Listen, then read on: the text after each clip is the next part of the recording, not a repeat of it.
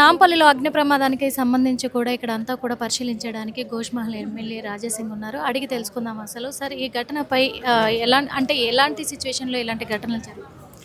ఇప్పుడు పొజిషన్ అయితే మీరే చూస్తున్నారు. దాదాపు 6 to 8 అవర్స్ అయినది.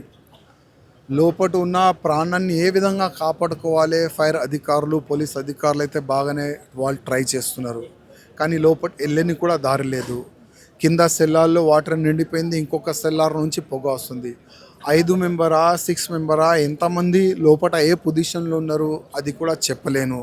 పాపం ఫైర్ అధికారులు, పోలీసు వాళ్ళు అయితే ప్రయత్నం చేస్తున్నారు వాళ్ళకి కాపాడడానికి. అంటే ఇలాంటి అగ్ని ప్రమాదాలు వరుసగా చోటు చేసుకుంటూ ఉన్నాయి. దీనికి కారణం ఏంటంటారు? ఇట్లాంటి అగ్ని ప్రమాదం అయితే కొన్ని ప్లేసెస్లో జరిగినాయి. ఎక్కడెక్కడ జరిగినాయి మా దృష్టిలో వచ్చిన తర్వాత మేము ప్లేస్లో పోయిన తర్వాత కమిషనర్ గారికి, మున్సిపల్ కమిషనర్ గారికి ఒకటొక రిక్వెస్ట్ చేస్తున్నాం. మీరు బిల్డింగ్కి పర్మిషన్ ఇచ్చిన తర్వాత ఆయన సెట్ బ్యాక్లో కడుతుండా లేదా చూడండి, అది చూడరు. ఫైర్ సేఫ్టీ ఆయన ఫాలో చేస్తుండా లేదా అది చూడండి, అది చూడరు. ఎందుకంటే పర్మిషన్ ఇస్తారు, ఆయన ఇల్లీగల్గా కట్టుకుంటారు, డబ్బులు తీసుకుంటారు, మళ్ళీ మర్చిపోతారు. అట్లా ఇట్లాంటి సిచ్యువేషన్ వస్తుంది.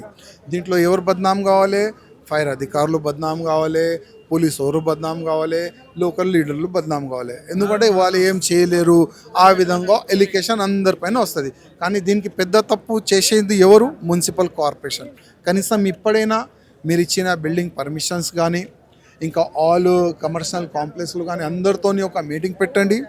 మీరు ఇచ్చిన పర్మిషన్ కరెక్ట్ వాళ్ళు కడుతున్నారా లేదా, సెట్ బ్యాక్ ఉందా లేదా, ఫైర్ సేఫ్టీ ఫాలో చేస్తున్నారా లేదా, కనీసం ఎప్పుడైనా మేలుకొని అది చూడండి.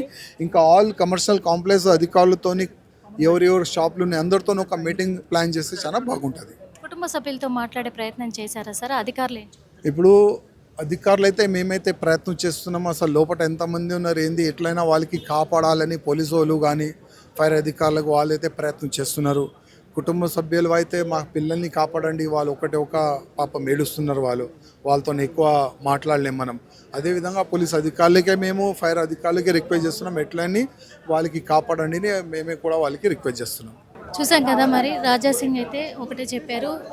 ఇక్కడ పర్మిషన్స్ సరిగా తీసుకోకపోవడం వల్ల కూడా ప్రభుత్వం దృష్టి సారించాలి, ఖచ్చితంగా కూడా చర్యలు చేపట్టాలి. అలాంటి చర్యలు చేపట్టకపోవడం వల్లే ఇలాంటి పరిణామాలు ఎదుర్కోవాల్సి వస్తుంది, ఇలాంటి ప్రమాదాలు జరుగుతున్నాయి. కానీ పోలీసు వ్యవస్థ అంతా కూడా వాళ్ళ ప్రయత్నం వాళ్ళు చేస్తూ ఉన్నారు. మా దృష్టికి గతంలో కూడా వచ్చినప్పుడు కూడా మేము ఇలాంటి చర్యలు జరగకుండా చూసుకున్నాము. ఇప్పుడు కూడా మరి ప్రభుత్వం కూడా ఇలాంటి వాటిపైన దృష్టి సారించాలి. కాబట్టి ఆ కుటుంబాల కూడా నేనైతే ఒకటే చెప్తున్నాను, వాళ్ళు మా పిల్లల్ని కాపాడాలి అని చెప్పేసి చెప్తున్నారు. కాబట్టి ఆ ఒక్క విషయం బాధాకరంగా ఉంది.